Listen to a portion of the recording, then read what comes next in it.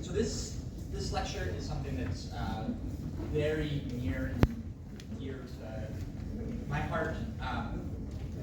The whole topic is, how can we have feedback, communication? How can we actually talk in Tango partnerships? And kind of more broadly, hopefully it will apply in Tango and maybe a little bit outside of Tango.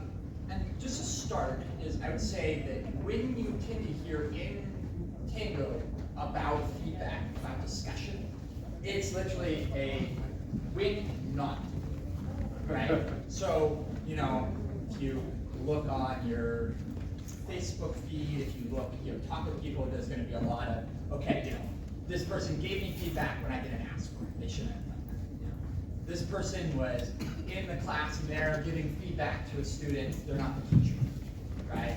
Somebody was newer and they're giving feedback, or somebody was trying to give feedback to this more experienced dancer, or somebody's giving feedback when we're on the same level and they're trying to have a hierarchy here. And definitely, you hear these stories of somebody trying to give feedback, somebody trying to teach them. There's definitely times to not share, and I think that this is right to point out. But we're also kind of silent on how should we give feedback? How can we communicate when we have spaces where we can share? What is a process that is kind? What's a process that's effective? What's a process that can help us all? So, some of the things that I want to talk about today is, there's lots of times when it's not good to give feedback. So when are good times to give feedback? When are good times to share? How can we share to support learning in an effective manner? How can we share in a way that's really positive, that's not criticizing, but instead of promoting learning, promoting joy, making the world a little bit better? And what are some of the pitfalls when we are collaborating, when we're getting feedback, when we're sharing, to make sure to avoid, so we can kind of get these ones without, being the next person who somebody's talking about, oh yeah, don't do this.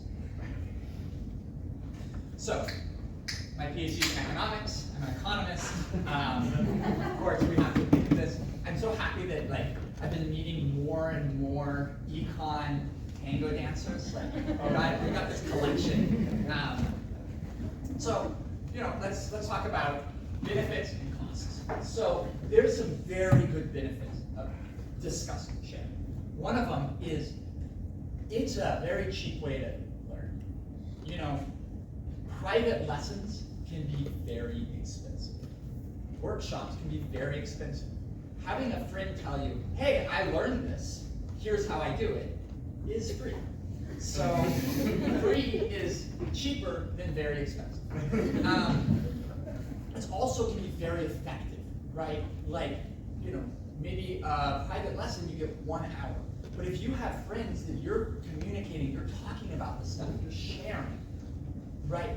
That's a lot more information that's coming in. And really, at the end of the day, information is the name of the game, right? If you want to get better, it's almost always the information that's the constraint, right? Tango is, we need to have body awareness, we need to have some strength, we need to have some flexibility, but it's not like boxing or rock climbing or something where it's you have to have finger strength. It's really the information that is going to make us a better dancer. So the more we share, the more information we have. We get to share, what makes us comfortable. So if you have ways of having feedback, it can really create a more positive experience. Because instead of feeling stuck or something's not feeling right and you don't know how to handle it, right? If you have good communication, you can share that with a partner. It makes your life more comfortable. And they can share to make their life more comfortable. You both share, everybody's life can be more comfortable. This open sharing can also create a really nice community with collaboration and support. Now the costs. Feedback can be crucial, right? So this is the one that, really why I wanted to put together this lecture is we have all these benefits, but our words words can definitely hurt others. So how can we be cognizant of it? Too much feedback can be overwhelming, right? And that leads to, instead of being beneficial, now you're just making it harder for the person. You can get a lot of like, I'm going to give you feedback, therefore I know more, and I am on the podium above you. I'm on the podium, but I'm not above you. And then lastly, right, we might just be sharing something that's wrong. So, if we're giving somebody the wrong advice, they take it. That takes a lot of time. So, the name of the game, how can we get all these positive ones? How can we do feedback communication such that we get the benefits and minimize the costs? That's the idea. So, here's my kind of framework, and this would be, kind of one big takeaway that I have is I see, we can think of our complete self, like who we are as a person, who we are in a tango, and we're going to break them down into these three categories. So we have our actions, and that's like what we're doing. So maybe where my hand is, that's an action. That's something that I'm doing. The footwork that I'm doing, the status of the timing, those are all actions. Okay, so actions are kind of what am I doing in this time, what's my technique at the moment. They're kind of the current choices and understanding. Then we can move to our foundation, which is really like a summation. That's going to be like, what's your overall level? How comfortable are you as a dancer? How much do you understand the music? These things that take years to build up. We're going to call it our foundation. And then lastly, we have our essence, right? And that's just something of who you are, right? So notice actions are things you can change relatively quickly. Foundations are things that build up. They're kind of accumulation of different accents. And essence is stuff that's unchangeable. So your height, right? Your gender, your age, your sexual orientation, who you are as a person, right? These are your essence. And so this is what I would say is the rule of feedback that I make, is we want to talk about actions. We want to always focus feedback on actions. And that focus on action helps us support growth in our foundation. And we always want to respect the other person's essence. Okay, so generally, if we can give feedback where the person understands it's about actions, then they're going to be receptive, it's going to be positive, it's going to support stuff, right? When we start talking about their foundations, sometimes that can be useful, but that's also delicate ground, especially the longer somebody's been doing something, because the more summation accumulation's been there. And if we start talking about somebody's essence, that can be very hurtful. And it also is never really helpful, because you can't change your race. You can't change how old you are. You can't change your essence. So if somebody's criticizing you based on that, there's nothing you can do about it, and they're kind of attacking who you are. So this is the idea, is we want to be able to talk about actions to help grow our foundation for respecting our essence. So, some examples. Say you're working with a partner, and they say, do you have any advice to help this movement be better? Right? We're talking about the actions. I notice on the second step, you step too closely, and it knocks you off balance. This is technical point where you step, right? What's happening, where it is, the effect. If somebody gave you that feedback, my guess is you would be like grateful. You'd be like, oh, let me try that. And then if the move worked better, you're like, yay, you are a positive contribution to me and my life. If somebody says like, I suggest you learn how to balance. Well, maybe you are getting knocked off balance, right? That's like a summation of things. but ouch. And like, maybe if it's your first week, you're like, okay, that's good. That's something I can practice. You know, if you're like me, I've been dancing, I think, for 15 years now. It's like, man, it's too late. Like, and then, you know, say you come in and you're like, well, you're not Argentine, so you're not going to get it anyways. Like, there's nothing I can do about that. You know, that's going to be hurtful. This is going to be helpful. Does that make sense? So, let's give a practical strategy for something that I find effective for kind of getting at this. Technically, again, I'm an economist, so this comes from what's called working with fixed effects. And the idea is if you're trying to kind of study changes of things, you look at differences, and then it cancels out all the stuff that's unchanging. So you really just want to look at the changes, and that gets at the effect you care about, right? Your essence is unchanging. Your foundations don't change very quickly. So when we can look at, kind of use differences in the right way, we can actually target actions, and it's very effective. So what you do, you know, here's the idea: is the essence stays the same, the foundation stays the same. You look at action A, action B, give the difference that helps us understand which action works better. So, you know, it's going to be the same person, the same time, the same movement, but kind of two different possibilities. So maybe you say, okay, what if you step a little closer? Or what if you step a little farther? Oh, it felt better when you stepped closer here. What if you contact this leg first versus this leg first, right? That's changing an action, that's changing something. And then you can see what feels better. So the idea here is kind of like A/B testing, and you know, if you're doing like product development, you develop your website, you change one thing, you see which ones the users like.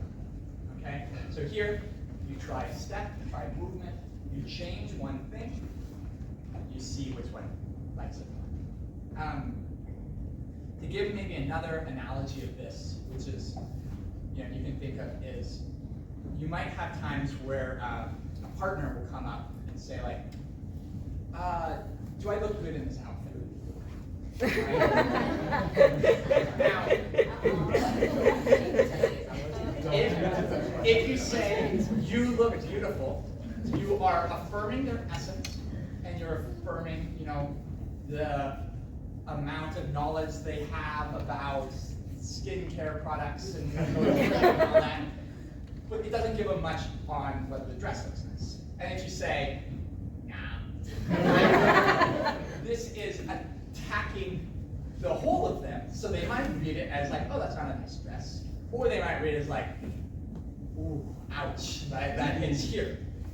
Whereas if you say, okay, let me see your options. Oh, this one's more of a summer dress. This one looks better on you right now, right? That's getting at the action of putting on the different suit or dress or shirt or pants, right? The idea is you look across different options and you compare it so that you're not asking how do they look as a person, you're asking how does that person look in this outfit. Same thing with the dance. Okay. Moving on to how we can kind of communicate with, I'm going to call horizontal learning. So oftentimes we will practice with people of kind of different maybe abilities. So here I just, you know, you have some metric of ability. You have different steps that you know at different skills up, right?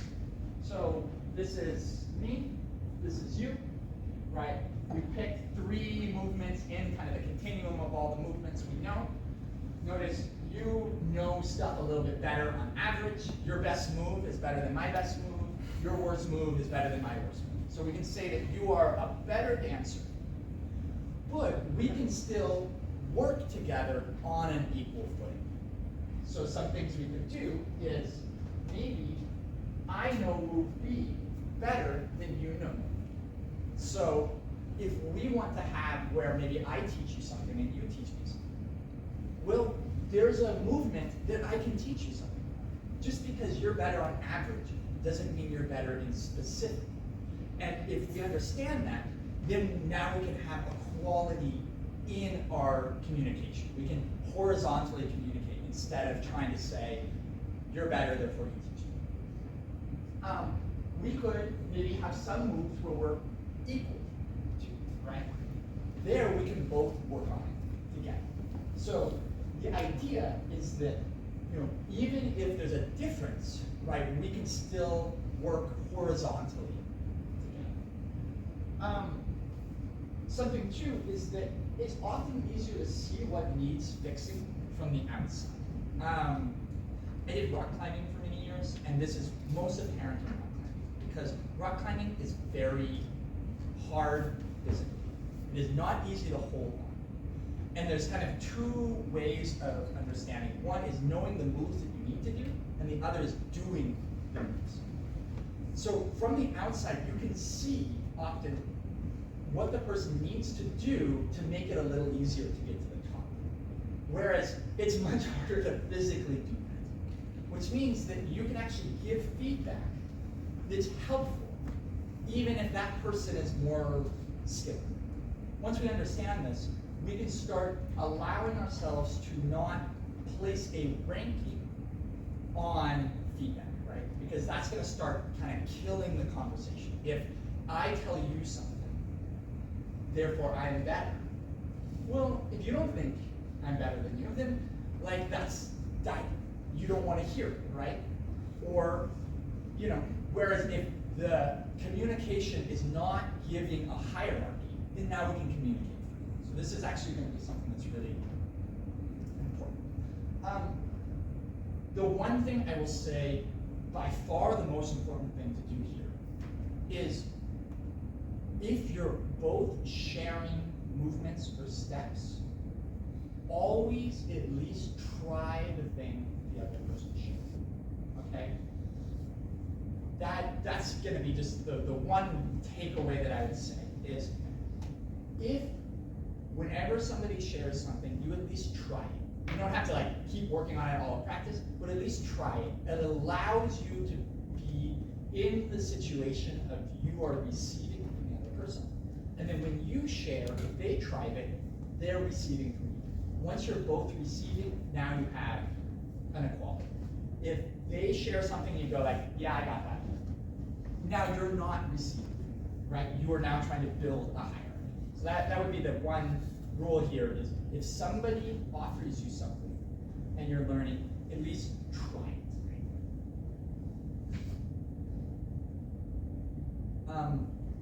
We'll have kind of a discussion time at the end. So if you have questions and you want to say them, but if you also if anything comes up as well and you kind of don't want to forget it, feel free to raise your hand and we can discuss it. Okay. Here's something that I actually learned kind of from weightlifting that I find very effective for how to actually structure communication. So we're going to call them exercises, sets, and reps. So if you're going to go into the gym, you choose a number of exercises. This is snatch, bench press. You do different movements. The exercise have different things you're focusing on, different movements, different muscle groups that are worked, however it works, right? Those are kind of the broad things that are given. For each exercise, you're going to do several sets, right? You're going to repeat that same exercise several times with rests in between. And for each set, you're going to do it for several repetitions or reps. So maybe I come into the gym and I do 6 exercises.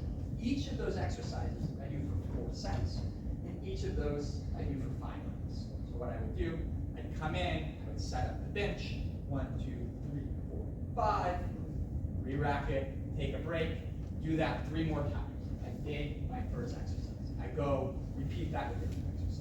So you have exercises, sets, reps. we can set this up when we practice. And each part has a different form of communication we want to give. So we discuss before each exercise. What are the specifics of the exercise? What are the goals of the exercise? What should we focus on? Who is giving feedback, right? Is it neither person's talking, both people giving feedback, one person at a time, only one person giving feedback? We discuss before each exercise. Between sets, we refocus what we're working on within that next set. So this is what is working, what should we put more attention to, what specifics of what, when, where. And then during reps, we're going to do what's called targeting. So this is literally just like a little homing beacon. Are we hitting the thing that we're focusing on? Targeting during reps should be 1 to 2 words, okay? This is what I'm going to tell you right now. Avoid giving new information during repetitions.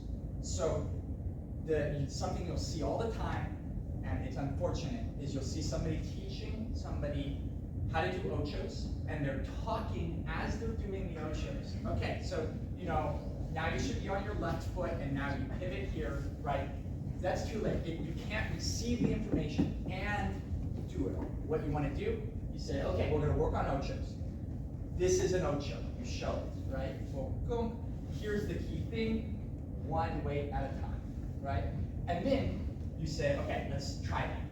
You do it 5, 6 times and say, okay, notice here you are, changing your foot when you don't need to. So make sure to stay on one foot. Next set, you do that 5, 6 times and you go, that's better, that's better. Oh, you changed your weight. That's better. You changed your weight again. Okay, good, good, good. Okay, you're changing your weight on the left side, you're doing it great on the right side. You repeat, you analyze that. So to kind of give a specific example, so say, Jackie, how we can work on this would be, say if I am working on my ochos. And so we're going to come in and we're going to say, okay, I'm noticing that sometimes I am sickling my foot while doing the ochos. So can you pay attention to that and let's see if I can work on that. So Jackie's going to be giving me feedback for this first 10. We're going to do it a few times and then analyze. The first time we do it, she just observes.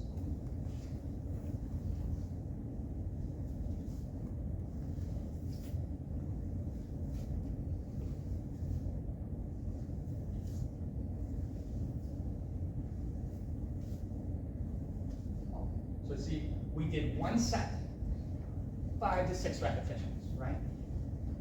So when you're doing forward motions to this side, you are sitting as before you collect and do the pivot. On this side, things are good. Okay, so maybe I can try to get it here. Let me know if I get it right. Sickle. Good. Good. Good. Almost a sickle. Good. Good. Awesome. And one more. Do you see? So what we do is we refocus between sets, and then we are targeting during the repetition. So notice what Jackie each time is saying, literally just 2 words, like good or sick. That gives me feedback that I can digest, and I know what I'm targeting between the sets. What we can do is you can repeat that several times, and by the end, you can start understanding better and using the feedback to help support this. So, once again, you have discuss before each exercise, refocus between sets, target during the reps. Okay, and then last part is this idea of kind of how we can communicate with each other. There's this whole work that Jack and I both really like. Unfortunately, I think he's passed away now, but there's Marshall Rosenberg, who developed this whole kind of system of communication called nonviolent There's a few similar ones out there, but I think he has like an especially effective approach. And he talks about these four kind of categories to go through. And the first is observations, the concrete actions that affect our well-being. So just what am I observing? Notice when Jackie was talking, she said, I observed you're sickling your foot on this side. Observations. And a really important thing for observations is to try to not place judgment. Observation and judgment are not equal. I will talk more about that. Feelings. How do you feel in relation to what you observe? So maybe that is, my arm is feeling uncomfortable.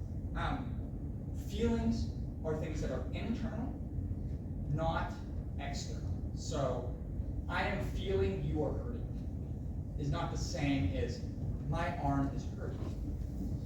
Right? There's like one is you're the type of person who hurt somebody like me. That's attacking your essence. Another is, ooh, this does not feel comfortable for me. Let's figure out how to change it, right? So that's something that's really important. Feelings are what we feel inside, not what somebody is doing to us. And it's a transient feeling too. It's not like you're always feeling that pain. Hopefully. Yeah, like a specific time. The needs are kind of what values, desires we have that are creating that feeling, that are being met or being unmet. And then the requests. What concrete actions can we do to enrich our lives? So maybe it can be like, I'm feeling on the ochos, my arm is feeling uncomfortable. I really would, I love in Tango when it's like this really fluid embrace. Maybe my request, can we try reducing the tension in your right arm? Okay? It is, I am noticing that there's tension somewhere. I would love to have this really fluid embrace. That's something that I'm trying to go for. I don't know if it's you or not, but my request is let's try reducing the tension here and see if that kind of helps meet this. Okay, that would be a way that you can kind of operationalize this.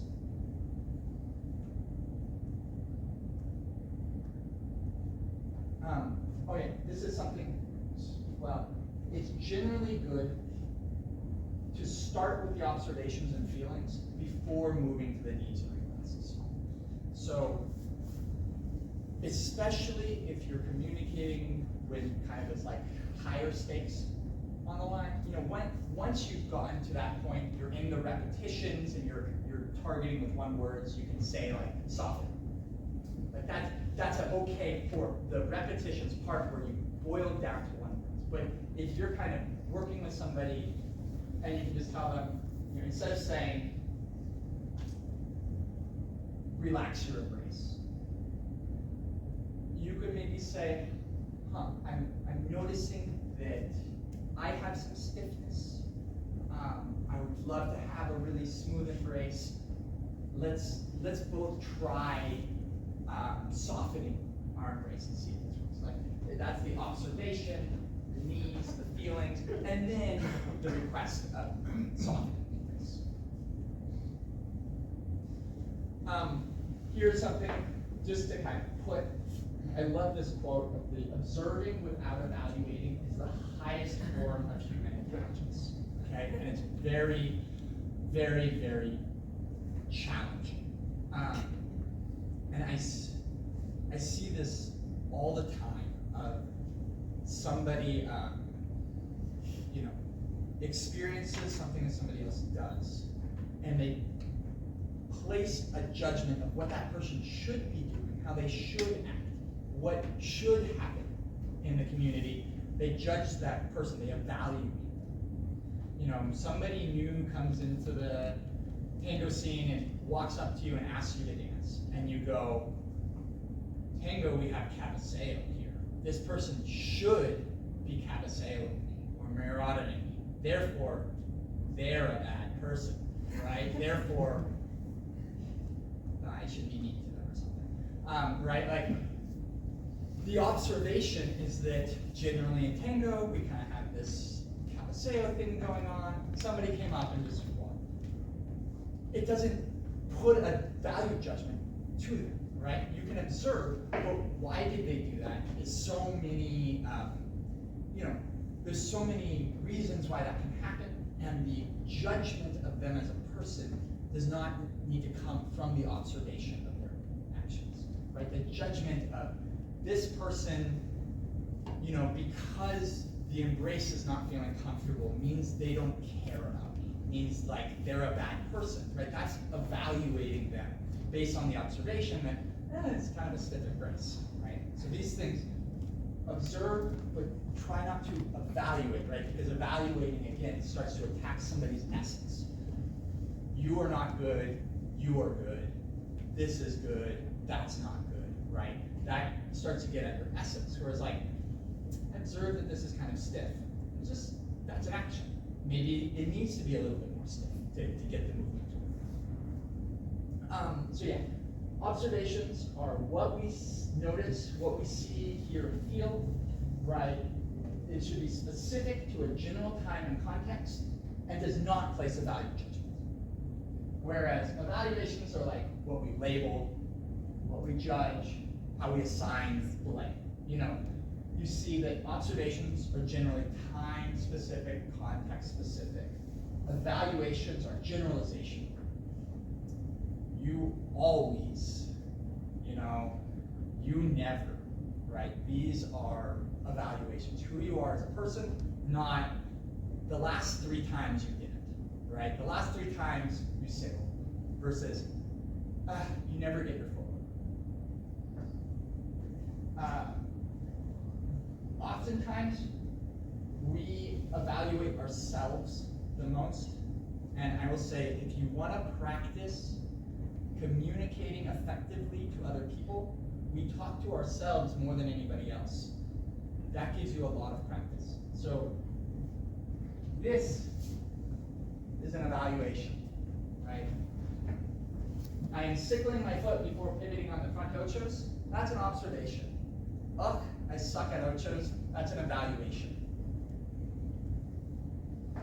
This can be very helpful.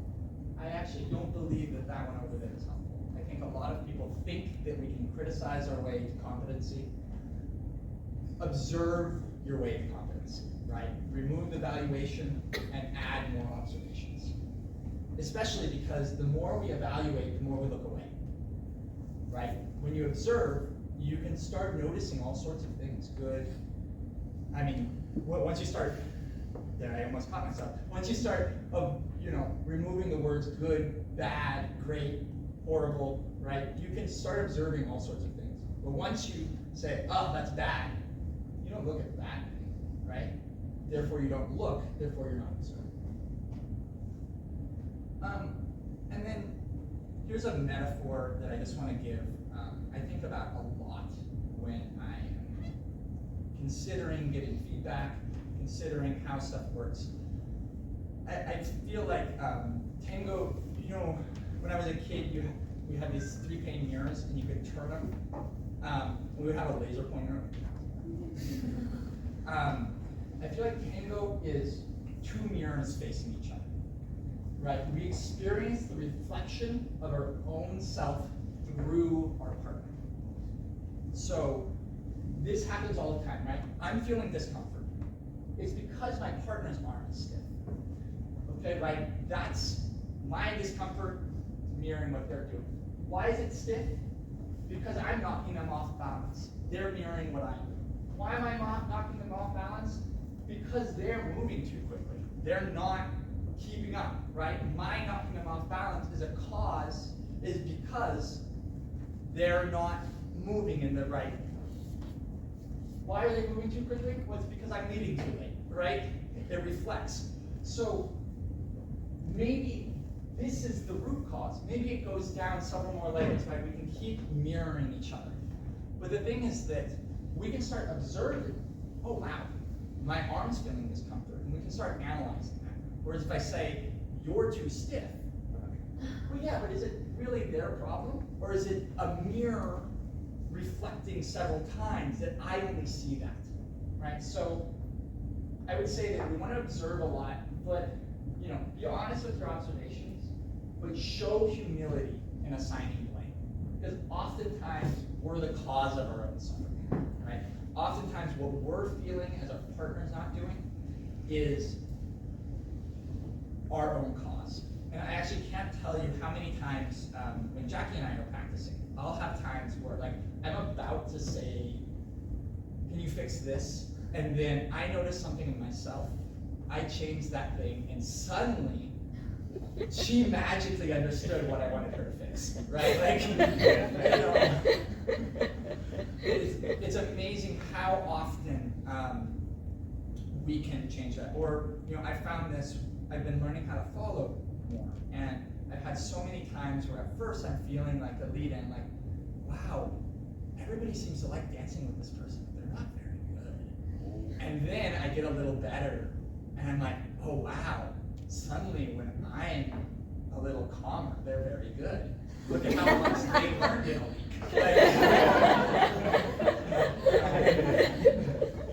There's a lot of times what our partner is feeding to us is a mirror of what we're putting into them. So just, when you're giving feedback, observations are really healthy, but just remember that oftentimes when we're evaluating, we're evaluating the mirror of ourselves. So, just to kind of summarize here, and this is a quote that I really, really like. Jackie shared it with me. It's, before you speak, ask yourself if what you're going to say is true, is kind, is necessary, is helpful. If the answer is no, then maybe what you're about to say should be left unsaid. So there's definitely times where it's probably best to not give feedback. If you're at a Malanga, maybe is that going to be really helpful to tell somebody like, you're doing this wrong? They don't, like they've had enough. It's Friday, it's the end of the week, they want to enjoy themselves. So, is that going to be helpful or necessary? Maybe not. But other times, it can be kind to share, right? So there are times when feedback's inappropriate, but we really can have spaces where feedback's appropriate. And we want to be able to share in a way that's effective, that supports joy, that's not hurtful, but is helpful. So, this idea, right, we want to discuss the actions to support the foundations while respecting the essence. So share on actions, really be respectful of the person's essence. With feedback, I would say as much as you all can, support ideas of horizontal learning, right? When both people can share, it's much more effective for learning than if it's, I'm teaching you. This idea of observe without evaluating, right? Observations of specific time to place, context without value judgment, right? If we start putting value judgments, we start looking away, we stop observing. And then, just the idea that, oftentimes it's a mirror of ourselves. So maintaining humility, you may be creating the problem you feel, right? Oftentimes we're the cause of our own suffering. Thank you. Let's open it up to any questions and comments people might have.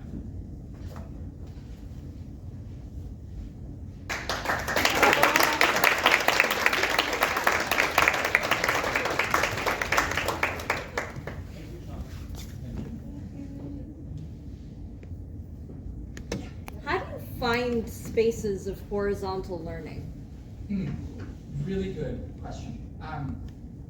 I think there is a bit of top-down structure in that. So, for example, if I am setting up a workshop like today, some of the space is not going to be horizontal learning. This is not a horizontal learning. You are all listening to me who's up here on a lecture, giving them feedback, and that's okay. But we also have spaces that are specifically designed for horizontal learning. So after the next class, we're going to have a practice space. The intention of that space is for collaborative feedback. that is a intention of that space set, which is specifically for horizontal learning. Yeah, I honestly, I think that that's it. Like, individuals can support a lot, but I think that there is a setting the intention of the space from the top down. This is a space for horizontal learning. Yeah. I think with regard to that also, in a class that is being taught by one or two teachers, but they're suggesting exercises and then giving a song or two to practice. Within those couple songs, if it's kind of the tone of the room, then you can give feedback. The idea of the class is to be learning. So in those songs, then there's the opportunity for horizontal feedback, even in a top-down classroom. So that's where I find opportunities. Totally. And a system where we change partners is very conducive for that. Yeah, right. You get to try it. Sometimes, something felt really uncomfortable with one partner, and you try it with another partner, and it still feels really uncomfortable, and then you try it with a third partner, and it feels really uncomfortable. And like, wow, I see a pattern. There's a pattern here. Other questions? Kind of just more so like, I guess, a comment. I think it's just something very challenging, I think. I have some Tango friends that it's more about a comment on essence. Some friends that are very tall and some friends that are very short also. And it's because kind of it's just sometimes it's difficult. It's more challenging for them to dance with each other because of just the height difference. While there are strategies to make it easier, I think at some point it's just like maybe just one tango is sufficient for partnering together. But it's hard to say, no, thank you. I'd rather dance with somebody else maybe closer to my height because it's just easier. Where am I really going with this? I hear you, and I think that this is it's something worth acknowledging. What I will say is that sometimes, right, we have certain like understandings in the dance, and we bring different ourselves to the dance. So the dance should not be the same with everybody. That's part of the joy of dancing with lots of different people. And I think that there's, you might find one style of dance that you really enjoy that maybe only works with somebody who's very close to your height, right? Certain, maybe how their hand comes across you works very well for some people, but once they're below or above a certain height, that's harder. But the thing that I would comment is that while that person may not allow that type of dance, it might open up other possibilities. So we can observe that this style of dance doesn't work well with somebody who's below a certain height. But maybe there's a different style of dance that you might learn to really enjoy, that you can start experiencing with that person. So, you can acknowledge that people are very different, but we can also acknowledge, like, maybe there's something unique if somebody's very different height differences. Maybe to give a very specific example here is there's something that different performance couples do, right? Because if you are both short, it's very much helps with speed. Shorter people, it moves faster, okay? And so you'll see a lot of short couples are the ones that look the fastest.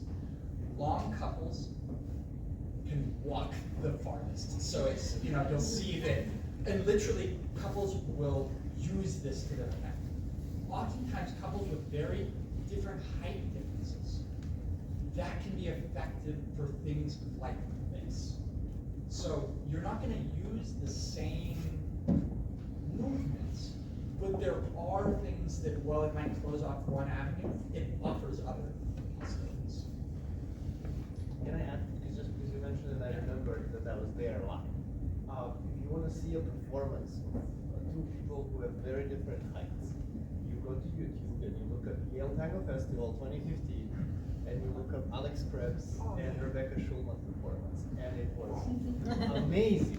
I was really blown away by how nice the performance was. He's insanely tall. He's very tall. Or another one is Dana Fragoli is, I think, like 5'1", 5'2", that's his name, is, I think that's 6. And that would be somebody, Dana, I believe it's Adrian, Dana, There's apologies also, if I get that wrong. there's also Junior.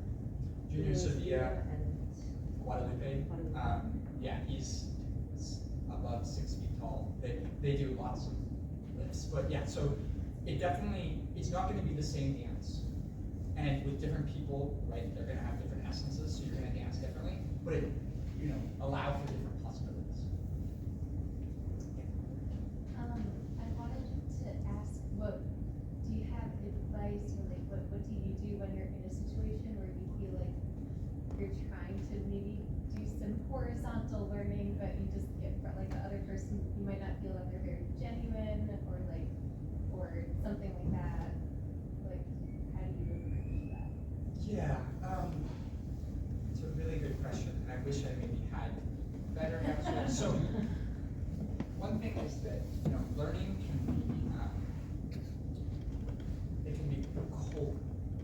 Like, learning has to be cultivated, so it might not work the same with everybody. And I think that here is something that, you can spend time to find the people that you most effectively learn with, right? All this stuff doesn't have to be applied to everyone, right? And you only need a few friends who you all can really share to get a lot of the benefits. So that would be one thing. I want to give one other one though is I'll add is everybody's coming from different experiences, and so I would say we might have preferences for who we learn with, but as much as we can kind of observe what that person's doing, and if we need to, we can separate ourselves from the space because that's not meeting our needs. But the thing to practice is observing what they're doing instead of labeling what they're doing as bad. And so we can say something like, this is not working for my needs. I'm gonna go try to find people who I feel like it's working, it's cultivating with. But yeah, I think that when it's like they're not doing this, maybe true, but it's kind of like Like, I'm trying to maintain my humility. exactly maintain your humility, but also I would say maintain your humility and maintain respect for their essence as a person. But that does not mean you need to practice with everybody. It definitely does not mean you need to stay in a situation that's not fitting you, right? There's a lot of really talented and kind people out there who you can practice effectively with. So no need to put a lot of effort if it's not working that way, but do find, still respect them as a person, respect their essence, and find people who it works for. I wanted to add to that. Yeah, Jackie has. Specifically, what I really wanted to add to that, the top priority for everybody in this room and elsewhere is your own autonomy and safety. So if you don't feel emotionally or physically safe working with somebody, for whatever reason, if you don't have that rapport, you don't have to stay in that situation. And it's okay, we're all different people. We don't all connect or relate to each other the same way. But what we can do is respect each other, their essence, and if we don't feel as safe or as open, you don't have to keep pushing it. To Sean's point, there are people like you out there. There are people you're going to vibe with, so you don't have to feel like you have to force it with certain people, or if that particular communication dynamic or physical dynamic doesn't work, that's not a judgment on you nor on them. And if they try to place judgment on you, then definitely walk away from that conversation. Lots of comments about this is great. Maybe one or two left. So thank you for sharing this framework, it's pretty helpful. I wanted to get your opinion on kind of the steps before this framework. And what I mean by that is, I feel like if you were to have a good idea of what you want to work on, this framework is really helpful and it will set us up guide on that. But I feel like some of the challenges, at least I can speak for myself when I was learning, and even now, is really identifying and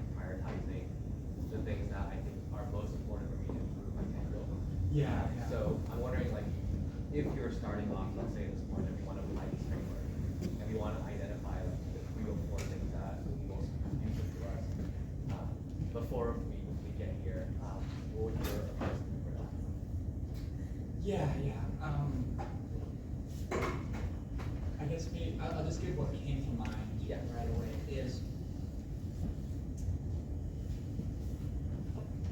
it does take time and effort to kind of identify something that we're working on.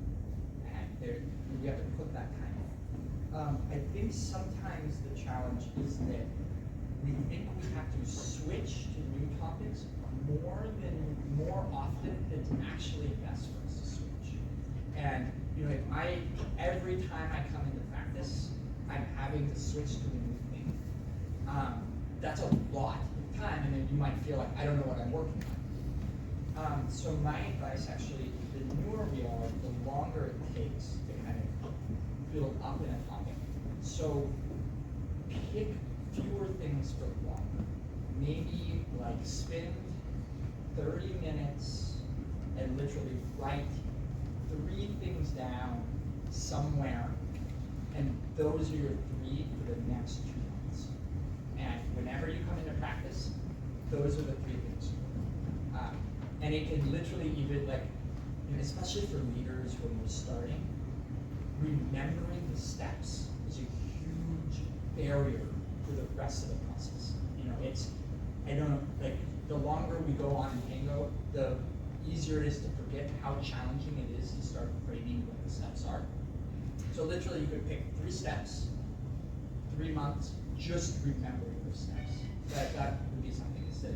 Like, write down a few ones, especially if you're starting out, and stick with those for longer, so that each time you come in, you don't have to have something.